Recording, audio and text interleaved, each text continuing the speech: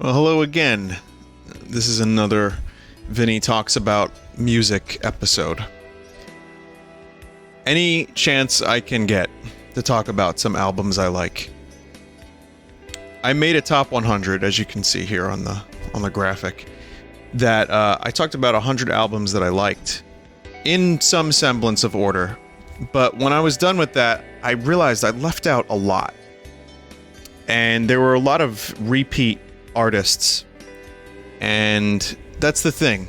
My tastes are pretty basic. I know what I like. I like guitar, I like rock bands, I like strong melody. I tend towards that kind of music. And I know a lot about a couple artists. And within that milieu, I tend to stick. That said, I have a lot of just random stuff that I like that's outside of that. Maybe not full albums. I like albums that kind of flow and work well, all the songs. And so that's kind of where I'm at. And I decided I would make another list. This time it's not in any particular order. It's like 35 songs. And for people that said they enjoyed my previous list and maybe even discovered some music they hadn't heard before, well, here's some more stuff. Also, no repeat artists. So, anyway, let's begin. The first one I have here is Daft Punk, Random Access Memories. Now, Daft Punk is a band I came to late. When they were really popular, I knew the singles, but I hadn't listened to the albums. Random Access Memories blew me away. When they announced that Nile Rodgers was going to be a part of it. Nile Rodgers, the guitarist from Chic, he worked with Bowie. Dude is a guitar rhythm genius, and he did a great job with Random Access Memories. There was some great songs on here, good melodies, good guests, and it got me into Daft Punk. And then I went back and discovered, well, Discovery. And truthfully, Discovery might be an album, maybe it's a little stronger. I mean, they don't have any bad music, really, in my opinion, but I like Random Access Memories. It's got like more of a human element, and I think it's a phenomenal album that people should check out if they haven't. Also, check out Get Lucky when you get the chance. Sounds of the Summer. Also, Purple Burglar Alarm. Even me imitating a Scottish person, specifically Limmy, cannot say Purple Burglar Alarm in a Scottish accent. Even a poor imitation. Purple Burglar Alarm. So next is Tame Impala Inner Speaker. The thing about Tame Impala is I was really into them, and then I kind of fell off the Tame Impala train. Because their later stuff, while I enjoy Currents very much, Inner Speaker was almost on par with Lonerism for me. Didn't make my top 100, I don't think. But, God, now I have to check. Also, this is a MIDI of Dark Side of the Moon. And boy, is it MIDI-ish. Anyway, I don't think Inner Speaker made my top 100. I'm going to check real quick, but I wanted to just talk about it. This is much more my style of what they do, and how much I enjoy this music is because there is such a human element to it, and because it's not perfect, and because there's a lot of great guitar tones and good strong rock melodies. Some people consider this to be their favorite Tame Impala album. I like Lonerism more, but this is a great one. Also, it was not on my top 100. So that works. Tame Impala Inner Speaker, good album. So Nirvana, Nevermind, one of the highest selling albums of the genre, and also knocking Michael Jackson off the charts. It was not on my list just because I said I had heard the song so many times, but I can't. In a weird way, I felt like, how was Nevermind not on my list of influential albums? Now, again, these are my favorite albums that aren't necessarily the best, deepest, but albums that kind of influenced me or in albums that I've listened to 100 times, music that really spoke to me at various times in my life, and Nevermind is actually pretty important. It's the first CD I ever owned. I had it on tape as well, but then when I got a CD player, it was my first CD. And I loved hearing it, even though I was like, oh, I have it already. It was like, oh, it sounds better. But no, there's not a bad song on this album. And I think even Kurt Cobain said that if he wanted to, he could have just like drip fed these singles over several albums over the years, the songs, because like there's like, I think there's like 5 singles on this album, and I think there's 5 more that could work as singles. It's that good. The production is clean. It's maybe a little too clean, which is why I like In Utero more. But the songs are incredible. I mean, it changed rock music. Fucking Smells Like Teen Spirit is on this album. What more can you say? Well, I'll say a little bit more. I really like Lounge Act, and I like Breed, which are 2 more of, obscure, not even obscure really, but just stuff that doesn't show up as much. And same for Drain You. All the hits are great. I'm sick of Teen Spirit. In Bloom is great. I'm sick of it. Come As You Are is great. Sick of it. Lithium I still love. But this album was hugely important for me. It's probably why I make the music I make, and this is actually probably the album that most inspired this video, because I couldn't picture, how did I leave that off the top 100? It may be overrated. Some people may not like Nirvana. Some people may not like Never Burned, but I think it's one of the best produced albums with some of the most catchy songs that came out at the exact right time. And I just want to say Kurt Cobain's voice is incredible. So, even if you don't like Nirvana, for me, they did some amazing shit. And his voice was one of those things I enjoy listening. I got Queen, News of the World. Boy, this MIDI version of Dark Side of the Moon is very discordant. Queen, News of the World is an underrated Queen album. I want to just make sure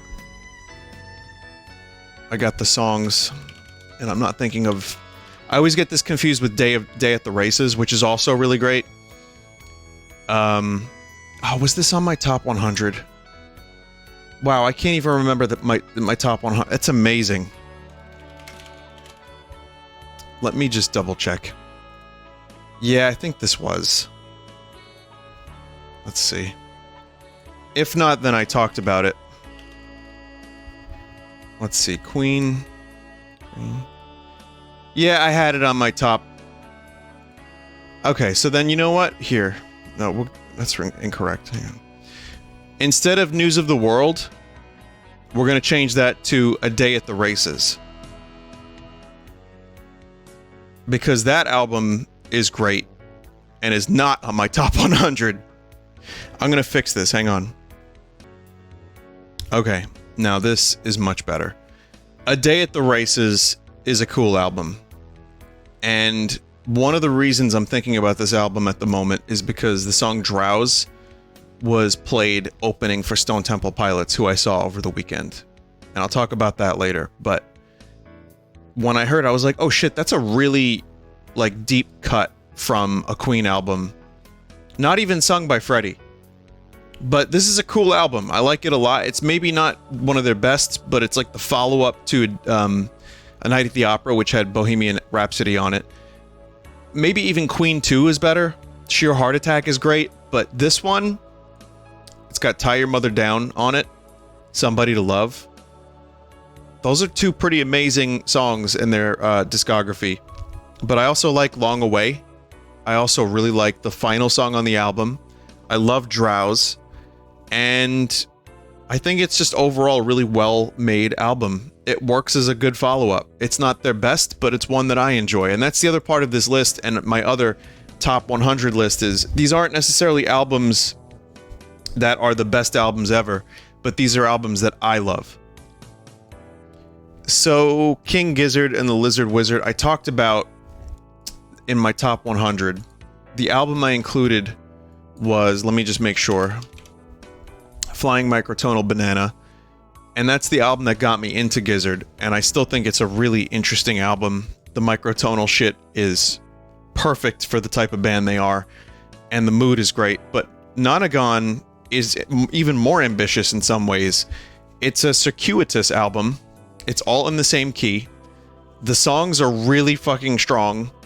There's some great stuff that they've done live from that album that I think is some of their best work, like especially live. And I don't know, man. Robot Stop is one of the fucking best songs they've ever written. For me, King Gizzard may be one of the best rock bands around at the moment. And that's partially because Nonagon Infinity is such an ambitious album. I think this is when they really started coming into their own. And it's cool. People Vultures is great. Gamma Knife. Mr. Beat is a lot of fun. It's heavy, and it's just... I mean, they've done heavy, like Infest the Rat's Nest is great. You know, they've done Murder of the Universe, which has got some great songs on it. Like, there's plenty of heavy shit in their discography. But then you have this, and it's like a concept album plus heavy. So, yeah, this is a pretty big album for me and them. So, Radiohead. I already talked about Radiohead plenty. What more can I say about Radiohead that I haven't? But here's one. They were a great rock band. Then they kind of ventured away from guitar-based music, and they became something different. And I like what they became. Those albums, especially In Rainbows, you know, ended up becoming some of my favorites. But The Bends is a fucking phenomenal album. I just listened to the whole thing again a couple weeks ago. And, I watched a video about its production, and I'll tell you what, there are some songs on here that are a good mix of their new and their old styles, but also just great 90s rock, but with a little bit more depth. My Iron Lung is always a song I love. Planet Telex, obviously High and Dry, but, you know, Fake Plastic Trees, one of their best. It's, again, one of those albums. It just got so many great songs. It doesn't have a bad one. I love the song Bulletproof, I Wish I Was. And I think Street Spirit ends up becoming a really good indication of where they would go next. John Leckie produced it, and Nigel Godrich did one song, apparently. But Leckie is a legend, and he did a lot of Ecstasy's albums. XTC, he did the Stone Roses. Fantastic work on this album. So yeah, The Bends, love it, still do.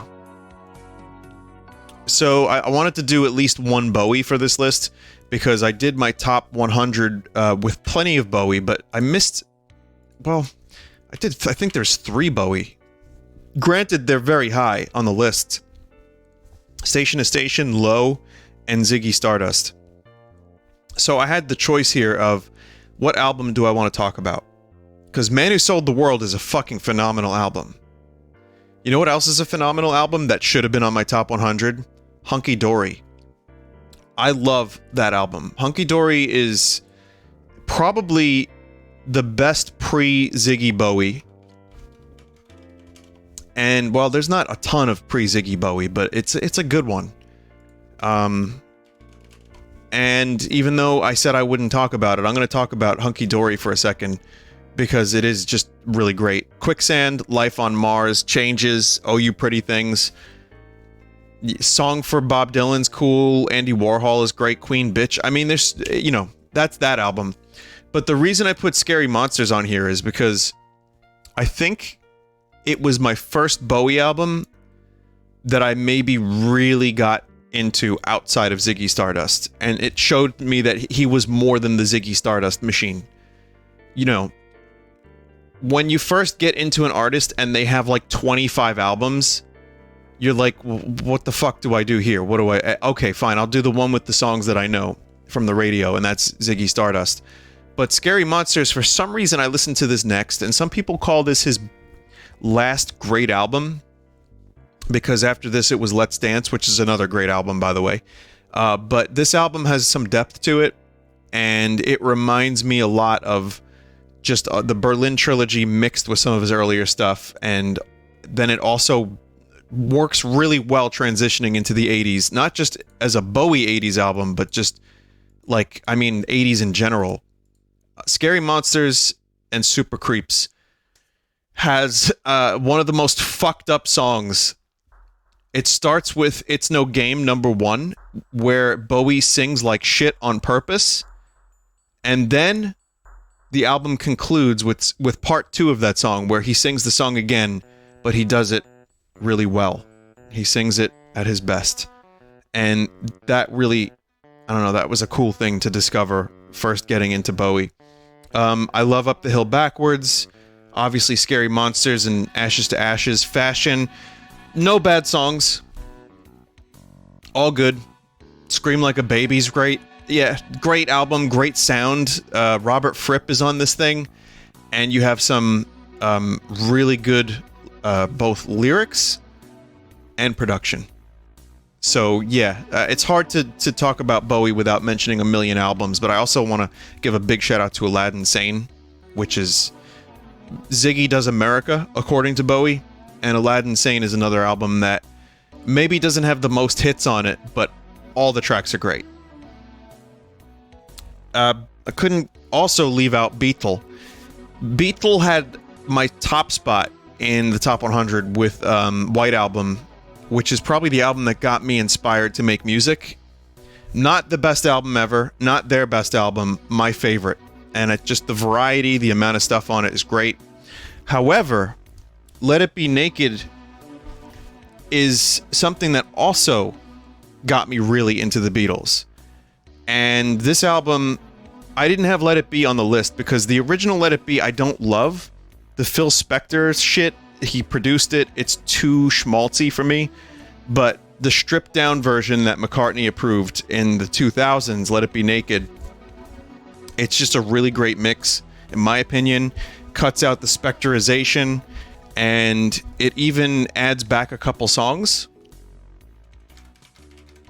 Don't Let Me Down sounds amazing on this, and Across the Universe I like a lot better without the all the tape speed, and I feel like it just is a better mix of almost every song. And yeah, I still don't like Long and Winding Road. That is not a song I like very much. Too cheesy for me, but the Harrison stuff is good. Well, I guess it's just I Me Mine. I thought he did another one. Oh, For You Blue. Yeah, it's good stuff. Just a cool album. Just a little album from a band, you know. When we were the band, we were the band, really. I mean, you know, Ring was there, I was there, both Georges were there. And they just remastered this album again and remixed it, but not the naked version, the original. It's the Beatles going back to their kind of roots, and I love early Beatles too, especially Help and Hard Day's Night. But this feels like a mix of their new stuff and their old stuff, and it's a good album. So, and this is my preferred way of listening to it. Damon Albarn, you know him as Gorillaz and Blur, but he also is Damon Albarn. I considered including Good, the Bad, the Queen, and you know what? That should also probably be on this list. He has another side project, The Good, the Bad, the Queen. That first album, self-titled, is great. But I really like this album. It's his first solo album. It's called Everyday Robots. And it's vulnerable.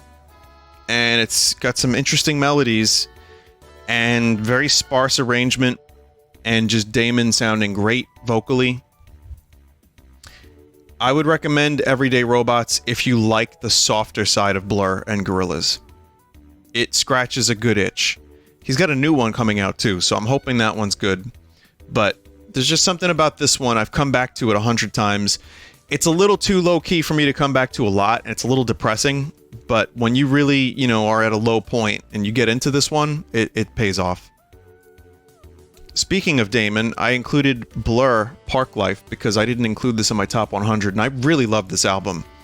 The only Blur album I had was 13 on the top 100, but Park Life is very British. No bad songs. You can just listen to it all the way through, and I think this maybe is their most consistent album.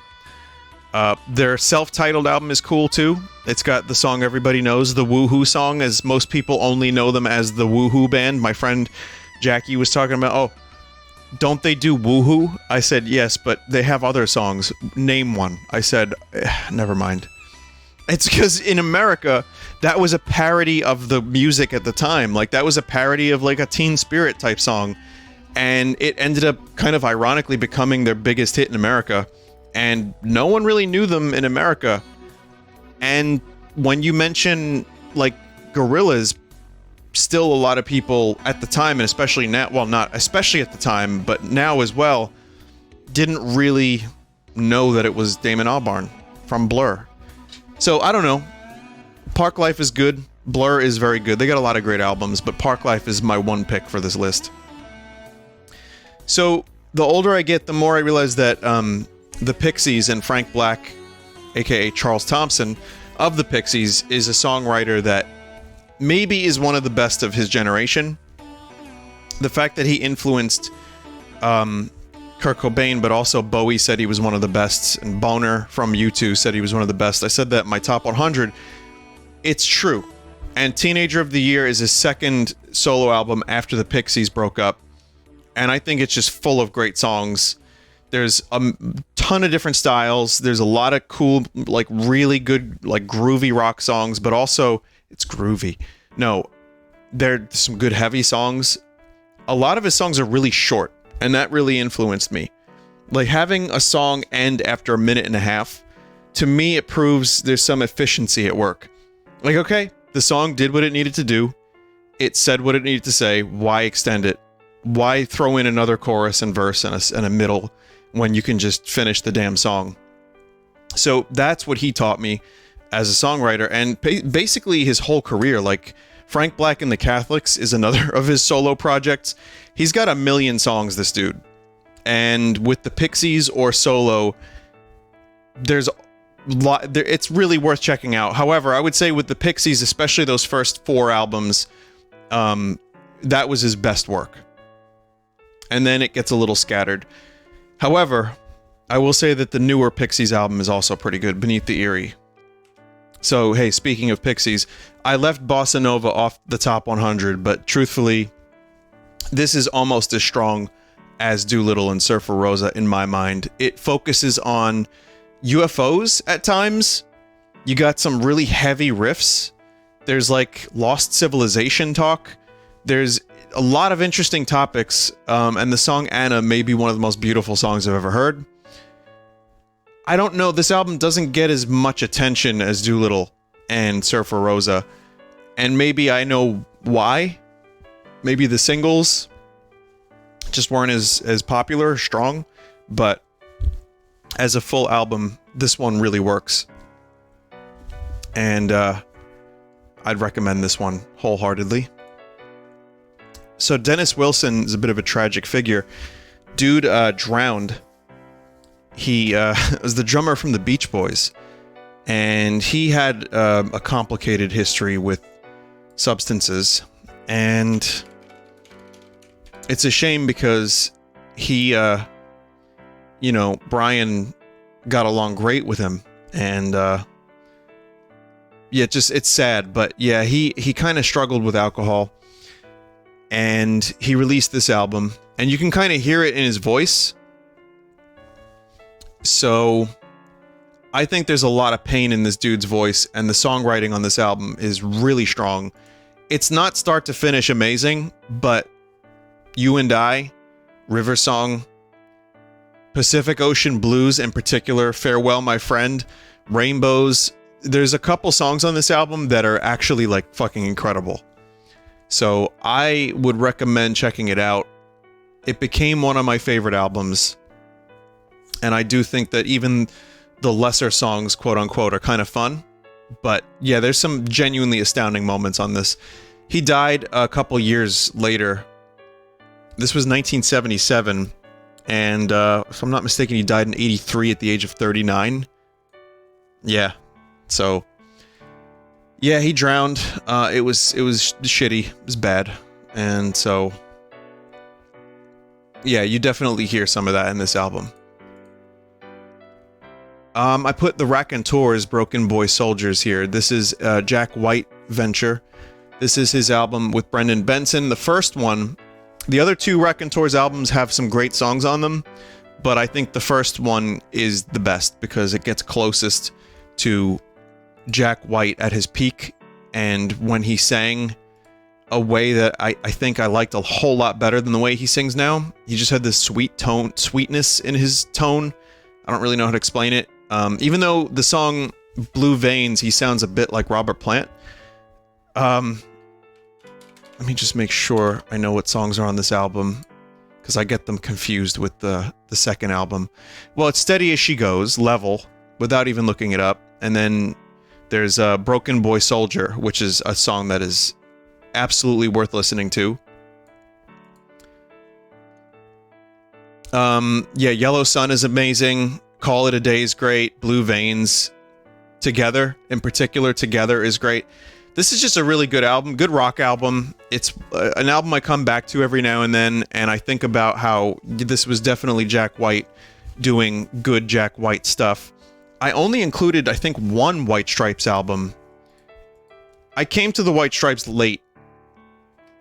Yeah, only one. I included Elephant, but I wanted to mention White Blood Cells is great.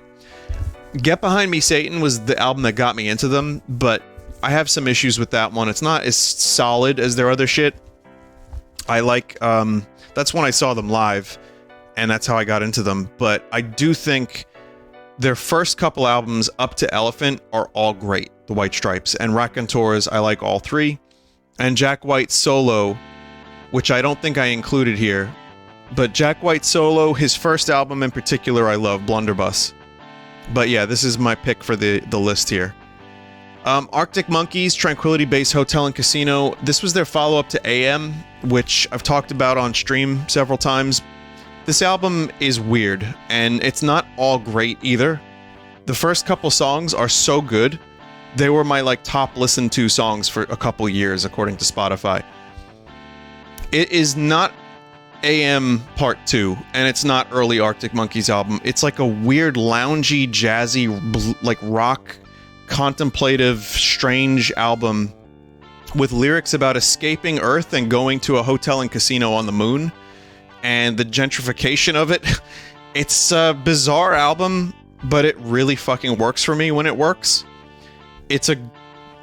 Artistically, I appreciate such a drastic left turn and the balls it takes to do it when you become one of the top-selling bands of the decade, which they became with AM. This album turned people off, but I think it's really interesting. And again, there's 5 or 6 songs on here that I wouldn't trade for the world. David Byrne and St. Vincent. Love this giant. Now, I've come into St. Vincent's solo albums, Annie Clark's St. Vincent, I've listened to some of that stuff, and I like it. There's some really good songs in her discography. However, this is the album that got me into St. Vincent, and it's a good David Byrne album and a good St. Vincent album.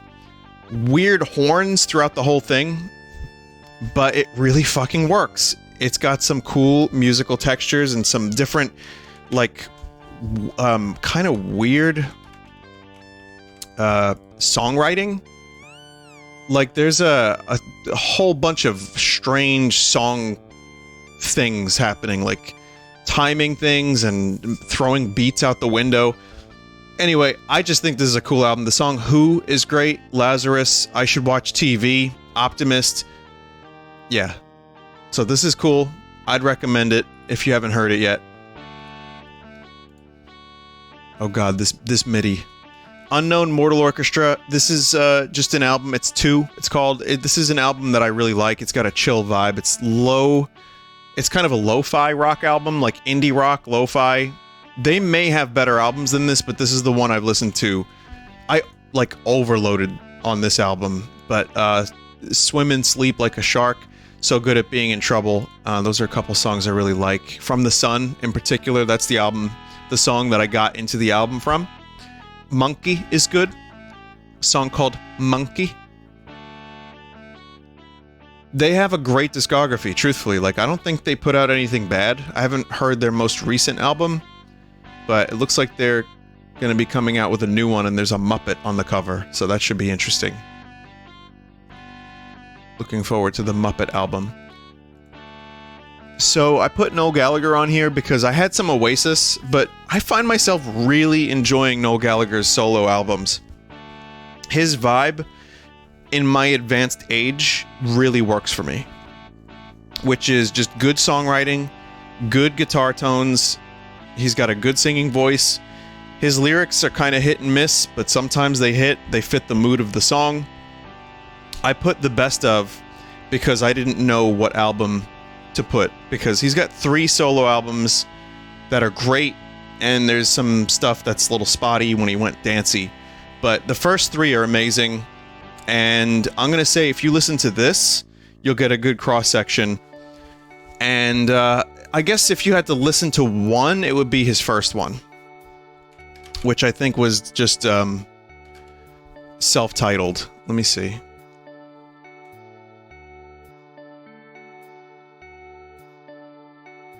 Yeah, self-titled one. Everybody's on the Run, Death of You and Me, If I Had a Gun, Stop the Clocks. Some really great stuff that is very much an extension of his Oasis work, and yet I just think that he is a great fucking songwriter and proves it. Here's a couple good ones. Riverman, Dying of the Light.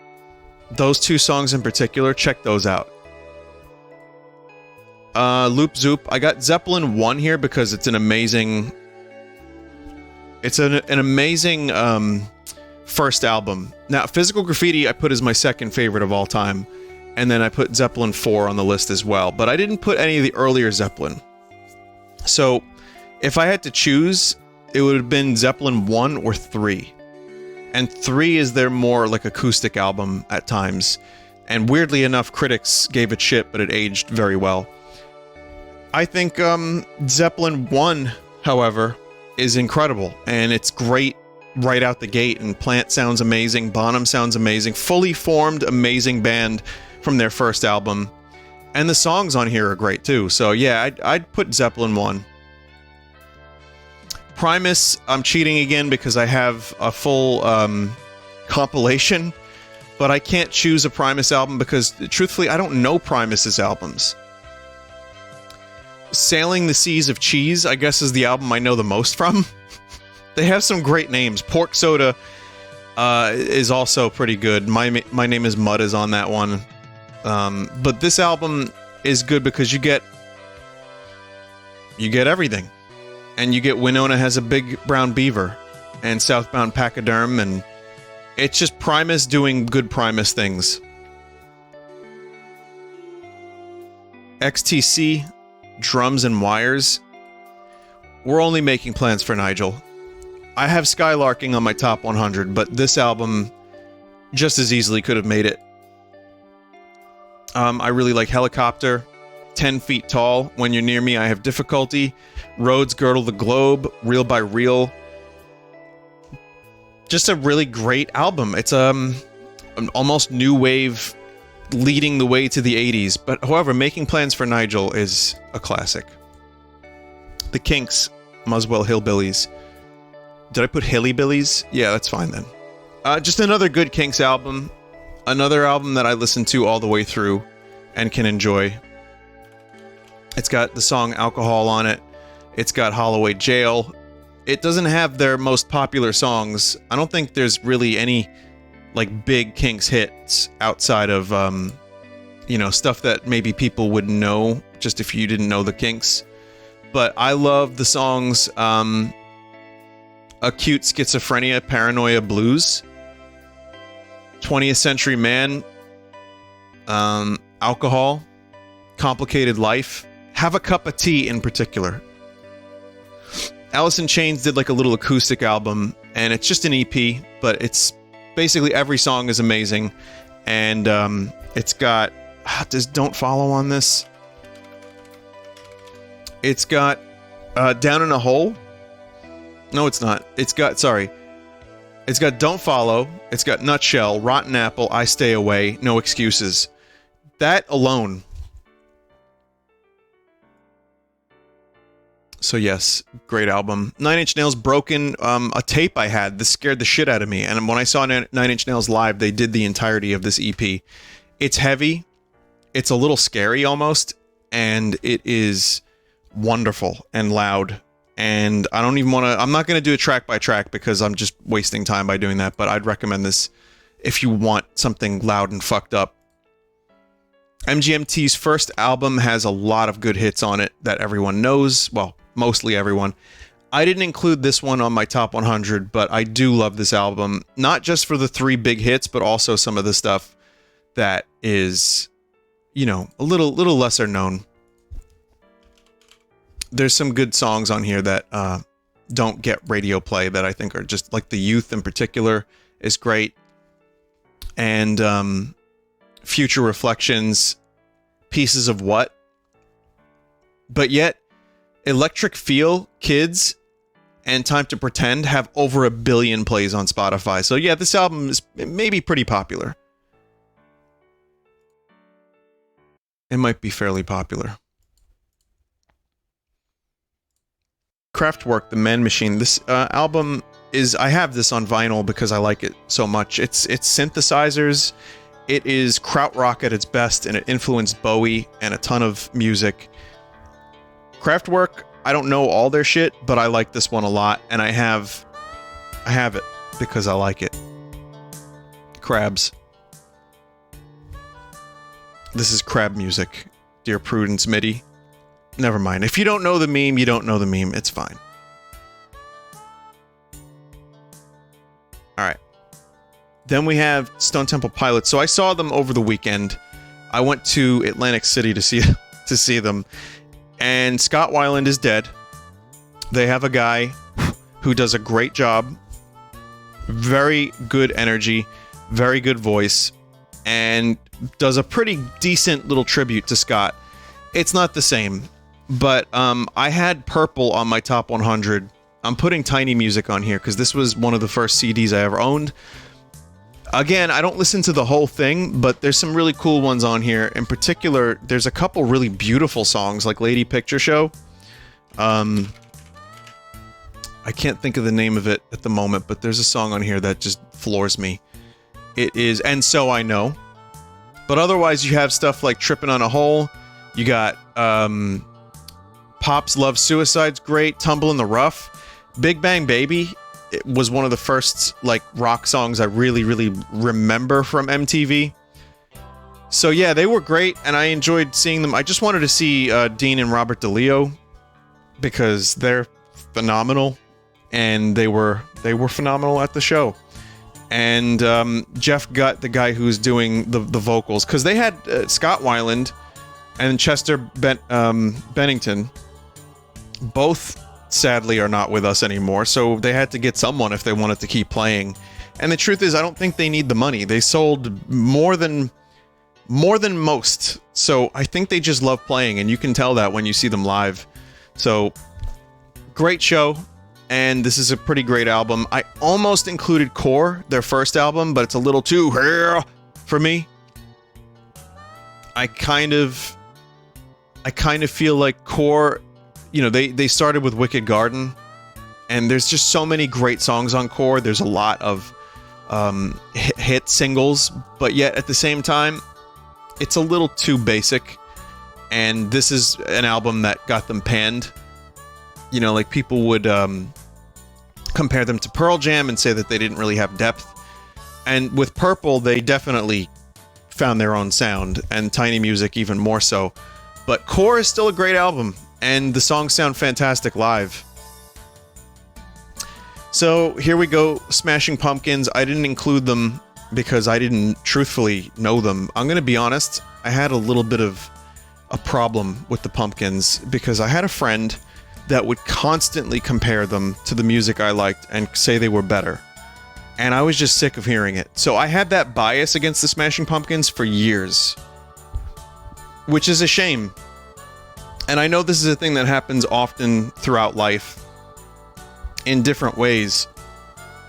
And it's a shame how, like, something that can happen when you're a kid can put you off to something for years. So, very lame, very unfortunate. but it happened, and so be it. But I got into them. Excuse me. I always knew their singles, but I got into their full album, Siamese Dream, fairly recently, like this year. And truthfully, it is amazing. The song Soma in particular is one of the best songs like ever. So, that's an accomplishment. The other reason I didn't like Pumpkins when I was younger is I didn't really like Billy Corgan's voice. I said, it was too squeaky. And my friend that would try to get me into them was like, he doesn't have a squeaky voice. It's like, dude, he does. Just admit it. But otherwise, I was going to either choose Gish or this. And I like Gish, but I think this is better. Gish is cool. It gets a little samey for me at times, but I think Siamese Dream is the perfect balance of Pumpkins, like heavier and more pretty and weird music. Obviously, I know the song Today and Cherub Rock and Disarm, great songs, but like Mayonnaise and Soma and Hummer, like some of the more deep cuts are fucking phenomenal. So yeah, I definitely, I think this is a great album, and I'm sad that I let some dumbass put me off to the Pumpkins for years. I could be putting video game soundtracks on this list as well, because some of these soundtracks I like more than actual albums. That'll have to be a separate video. David Gilmour from Pink Floyd, his first solo album, I think is my favorite of his. It sounds the most like Floyd. His voice is good on it. His guitar is good. The songs are a little psychedelic, but also very like bluesy and accessible. And yet, I feel like he got close to this album a couple times, but the song There's No Way Out of Here and No Way, yes, two songs similar, are both amazing. So yeah, there's some great songs on this album. His second album is good too, and On an Island is even better in some ways, which I saw him do that live. But yeah, Gilmour is good, and his solo stuff has some really, really great songs in it. If you could get the best of his solo material and have it include a bunch of this one and the best of the next couple albums, which is weird because his solo career spans like 40 years or so, then you'd have a great album. Billy Joel is almost a guilty pleasure, but also people fucking love him in New York. I think The Stranger is his best album, and there was a phase where I was really into Billy Joel. I almost put Glass Houses on this album. All for Lena is easily one of his best songs, and I think, Billy Joel has some fucking incredible songs, also some really overplayed songs and some pop dreck. But The Stranger, to me, is the perfect balance of his pop sensibilities and just something a little bit deeper. As a New Yorker, I can appreciate his music. New York State of Mind is not on this album, but like Scenes from an Italian Restaurant is. On this album, I love The Stranger, Moving Out. I love Only the Good Die Young, Just the Way You Are. I mean, it's a really pretty album, and also kind of cuts. It can hit, especially the song The Stranger, the title track. So yes, this is my Billy Joel pick. Isaac Hayes, some of you will be surprised to see this, but this album I heard a million times growing up in the car. And weirdly enough, if I go back and listen to some of this album, I know all of it. It's weird how much this stuck with me. This is a highly influential album, and there's a whole video on this on YouTube. I don't remember it. Maybe it's like The Soul Explosion, something like that. But Walk On By in particular is maybe one of the best songs. I don't know how, when I go on Spotify, Walk On By only has 1,700,000. So yeah, Isaac Hayes was great. It's a shame about the Scientology shit, as always. But yeah, this dude was incredible and incredibly influential. Only a couple songs. Like, you know what? The songs are long, There's an 18-minute song on here, and a 12-minute one, and a 9-minute one. But that's the thing, it doesn't feel boring. And it's one of those things that just, it's in my DNA from hearing it so much. Another one, Stevie Wonder, Songs in the Key of Life. I mean, it is one of the best albums of all time, but I had a Stevie Wonder phase, and a lot of my favorite artists worked with Stevie Wonder or loved his music. So I wanted to listen, because Superstition is a fucking banger of all time. And, I mean, there's so many. There's Isn't She Lovely, which is on this album. I Wish is really good. Basically, the whole album, Sir Duke, knocks me off my feet. It's a double album, but again, Stevie Wonder is one of those artists that you don't think about because he's just so ever-present in music, and he's at like every concert, every event, but he really does have some of the best songs and some of the best grooves. Sid Barrett, this album is a complete fucking mess, and I love it. It's after Sid from Pink Floyd, went and had some issues and had to be removed from Pink Floyd because he was not in the right state of mind. And then they tried to put together an album of some of his songs, and he, there's the whole rumor about acid in his coffee, and there's just, you could diminish it and say he went crazy in quotations, but it's a lot more than that. And it's really, really sad what happened to him. But this is his first solo album, and Octopus is a great song. Terrapin is great. Dark Globe.